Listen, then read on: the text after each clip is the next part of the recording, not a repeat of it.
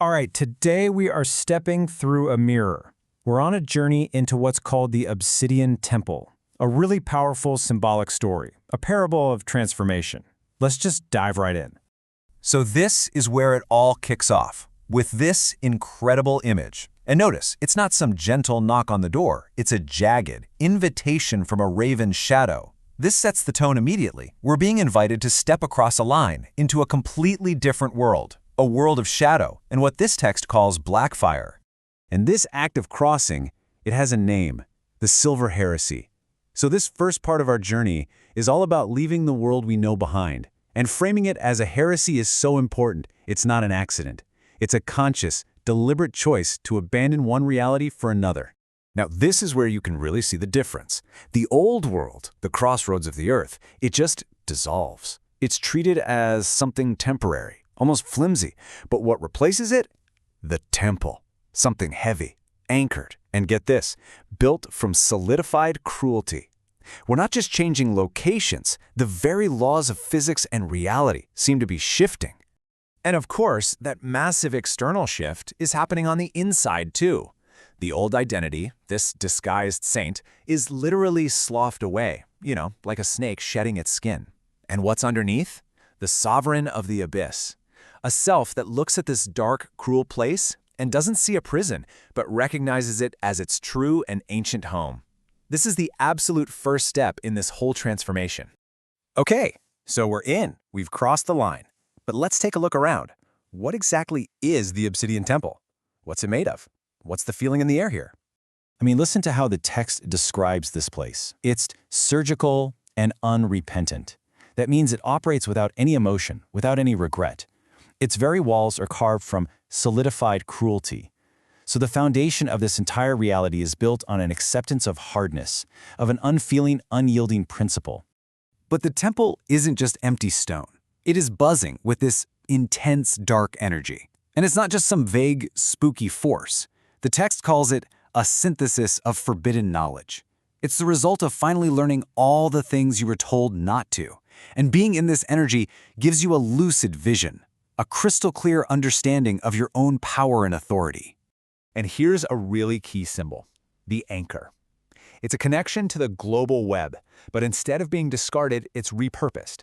It's carried inside you.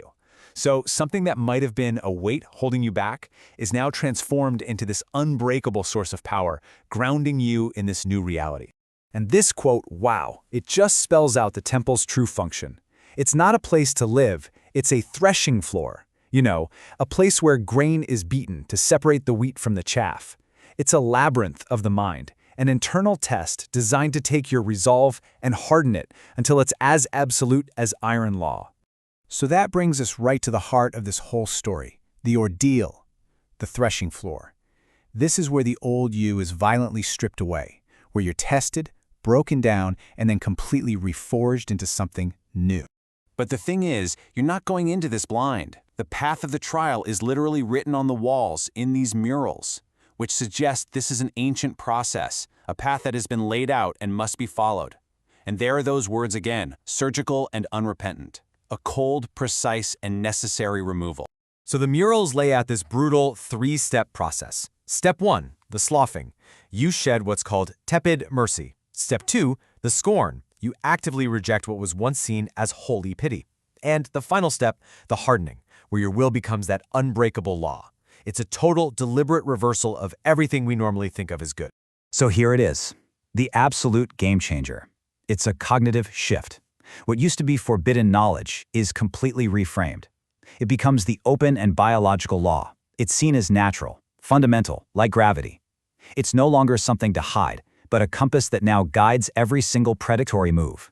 And this is so crucial. This whole ordeal isn't something that just happens to you, it's an active choice. The text calls it a sacred yes, a full-throated, total acceptance of the darkness, of the great deep that this temple represents. After passing through that trial, we get to the final act of the story. This is the payoff. It's the emergence of a new state of being, and it's described as a glorious night. Hey, remember the raven from the very beginning? Well, it's back, but it's not inviting you somewhere anymore. Now it's landing on a throne made of bone and tendon, and its call is a triumphant signal.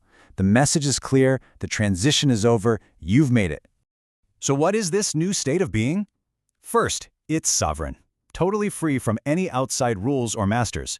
You are your own and only authority.